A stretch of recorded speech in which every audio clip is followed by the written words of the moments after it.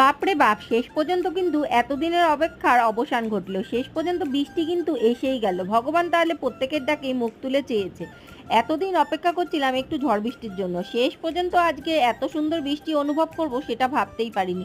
এত সুন্দর মাটিতে বৃষ্টি পড়ার গন্ধটা এত ভালো লাগলো নাকে কি আর বলব। তা যাই হোক বৃষ্টির মধ্যেই আজকে করেছিলাম পিজ্জা অর্ডার। তাই পিজ্জা ডেলিভারি বয় কিন্তু তার ০.৫ ঘন্টা সময়ের মধ্যেই চলে এসেছে ঠিক টাইম মতো এত ঝড় বৃষ্টির মধ্যেও। যদিও ঝড় বৃষ্টি সেরকম বললেও খুব বেশি হয়নি, তাও যেটুকু হলো সেটুকুই ভালো লাগলো। এতদিন পর বৃষ্টি হলো সেটা ভালো লাগবে না তা কি হয়? আর তার সাথে মেঘের গর্জনও ছিল প্রচুর। তারপর পিজ্জা নিয়ে এসেই কিন্তু পিজ্জার টপিং দিয়ে আমি আর ছেলে দুজনেই কিন্তু টুটে পড়লাম একদম পিজ্জা খাওয়ার জন্য। আর বেশ খানিকটা সময়ও কিন্তু মা ছেলেতে একসাথে কাটালাম। এই সময় কাটাতে আমার ছেলের সাথে বেশ ভালোই লাগে। আর পিজ্জা খেতে, খেতে চলে আসলো মোমো রানি। তারপর ওর সাথে সময় কাটালাম। আর এইভাবেই কেটে গেল সন্ধ্যেটা। চলো দেখা হচ্ছে পরে।